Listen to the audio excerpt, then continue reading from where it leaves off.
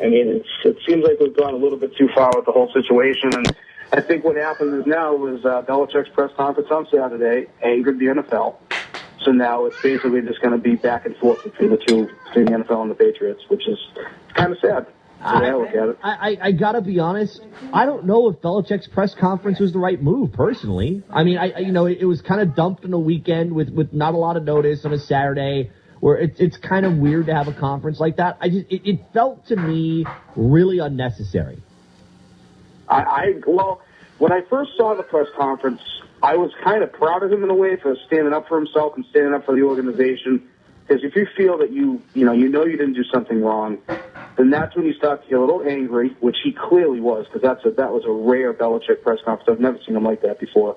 And he finally stood up for himself and for the organization, and I firmly believe that he did not know something. He didn't know. I really don't think he did, because when he put his reputation on the line like that, if he had any idea if the kid was messing around with the footballs, which I understand as Jay Glazer. I understand that he's the best, and he typically, when he reports stories, it's correct, but nothing has been set in stone from any of the top reporters on any of these reports. So to be perfectly honest with what's come out today, I don't believe it until I see the video. Let's see the video that they have. But with Belichick's press conference, it was a little bit of a surprise that he did that.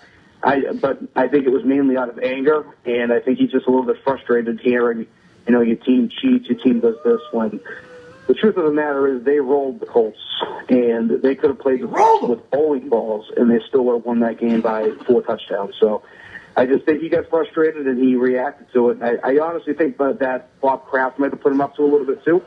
It's not a typical Belichick move to do something like that. So, yeah, I see where you're coming from, where it could ultimately be a mistake on his behalf, but I just think he got frustrated and wanted to stand up for himself and for the organization. How easy is it for this team to be able to take what's around them? I mean, you can't ignore it anymore, and be able to just block it out and game plan for Sunday. How easy is it for a team that's got, veterans who have been in a Super Bowl position like this before? I think for this team, because of Belichick and Brady and Wilfork and some of the guys that have been around for a long time, I actually think it kind of helps them. Most teams would crumble from this. I mean, you saw the Colts last week. They had Trent Richardson had his personal problems turned out to be a suspension. You had basically their third tackle. He was a swing tackle who was the number one backup, both the left and right, missed the flight, and they had the other gentleman with the rape case. You saw how they reacted to that on Sunday when they got rolled. I don't think the Patriots would react that way to any type of situation, though. I look back at 2007 when the other overblown issue of Spygate came out, and look what their reaction was to that. It was historic. They beat up on everybody in the league. Obviously, they lost the Super Bowl, but they won 18 straight games. I mean, if there's any team that's going to take this and use it as fuel, it's the Patriots. When you hear Tom Brady, and he's kind of made the rounds too. He talked this morning. He was on television on ESPN yesterday. When you see him, do you see a guy that might have a chip on his shoulder now? I mean, he seems like a very calm, cool, collected cat at quarterback, but does this put a little chip on his shoulder going into Super Bowl Sunday? I think it does. I think he's going to play a little angry. In a way that kind of worries me, though, sometimes sometimes you get a little overamped for games, and you'll come out and try to make plays that just aren't there, and I think that'd be foolish to do against Seattle. But you know that he's going to be focused, and you know he's going to be watching tape all the way through the week trying to figure out if there's any type of advantages he can have. And any fuel you can add to a guy's fire like him, a guy who's, 199th pick, we all know the story. You don't really want to anger a guy like that to give him more, like I said, more fuel to the fire to get him to try to win up to his 4th Super Bowl. That's the other thing, too. He's been shooting for this 4th ring since, 2005, and they still haven't been able to get it yet. And now he's got people questioning him, saying he's a cheater and all these things.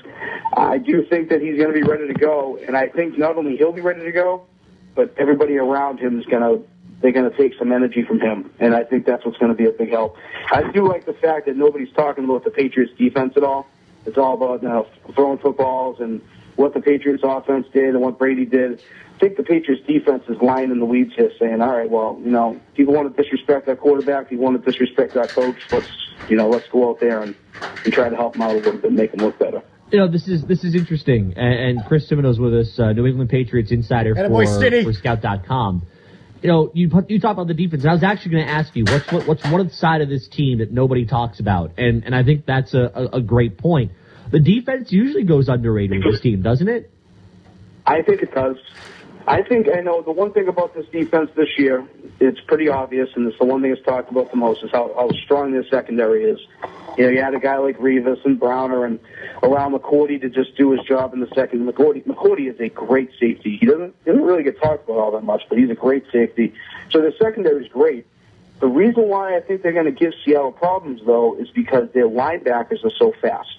You got guys like Jamie Collins, Dante Hightower. They're really, really strong linebackers. And when you can use a guy like Collins to possibly be a spy on Russell Wilson, who's my biggest worry in this game, I'm not even as worried about Marshawn Lynch as I am about Wilson, it makes a big difference because he can actually catch him. That's something the Patriots, they haven't really had that over the last 10 years, a linebacker that's physically gifted and not only in coverage, but getting to the quarterback, blitzing when they want to blitz him, doing different things. And I think that's the key to this Patriots defense is how good their linebacking core is and how fast they are.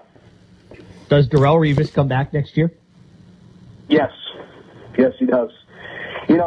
Everyone's talking about the fact that, he's got a $25 million hit on the books and all these other questions about his contract. I don't think there's any way they let him go. He's changed this whole defense, everything about the way that they play this season is completely different than what we've seen in the past. And it's because what they can do with him. When you can go man and take guys away that the best players typically on the other team, the outside guys, it makes a huge difference. You can take guys like Brandon Browner and put them on tight ends. You can allow Kyle Arrington to cover the secondary receivers. Actually, Kyle Arrington had a great game against Indianapolis. He pretty much shut down T.Y. Hilton. So it just allows the other corners and the other defensive backs in general to cover the guys that make more sense for them to cover, and then Revis can just take away the top guy.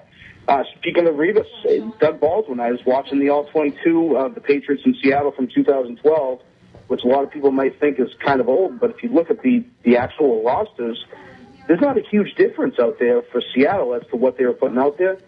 Doug Baldwin killed the Patriots. He killed them. He had a huge game. Well, Doug Baldwin is their only receiver, really, at this point. They've lost guys. They've lost their two best guys. One of them traded, one of them left in free agency, and then Allen Robinson blows out his knee in the first playoff game. I think you take Doug Baldwin away, and you take Browner and put him on one of those strong tight ends, like maybe Wilson or one of the other guys. Seattle's going to have a hard time moving the ball against this New England defense. Chris Cimino with us, Scout.com, New England Patriots insider. Does this feel like, and I talked about this last week after, New England obviously had won its way into the Super Bowl. It kind of feels like with Tom Brady getting up there in age, Bill Belichick's coached this team for a long time. I wonder if this could be one of the last times that we see New England in its current form, with its star quarterback and its famed coach. Could this be one of the last times or the last time we potentially see this duo in a Super Bowl? If they don't re-sign Revis, I think this will be the last time you see it. Wow. I think he changes everything. I mean, the Patriots' offense this year was pretty good, but not as good as what we've seen in the past. I mean, they were in the top 10 passing game, but they only averaged 257 passing yards per game. For Tom Brady in years past, he was up there at pretty much close to 280, 290 every week. So, their passing game has dropped off just a little bit. Their running game, they're 18th in the league this year running the ball. They ran it when they could, and they took advantage of teams. But the key to this team this year has been what they've been able to do defensively, stopping teams on third down, getting out the field, slowing teams down in the red zone, forcing them to kick field goals. They only gave up 19.6 points a game, I think it was. Yeah, 19.6. Eighth in the league. That's the Patriots that were winning Super Bowls back in 03 and 04. That's what they did. They were able to play defense. They had that balance. They lose Revis, and they have to rely all on Brady. And I know that the numbers will probably come up a little bit because they'll be chucking the whole entire time. But they're not going to be able to stop anybody. And if they can't stop teams from getting into the end zone, then they probably don't go 12-4. They probably go either 9-7 or 10-6 this year and not getting a first-round bye. And they're losing to teams like Baltimore or Indy or any of these other teams that are up and coming.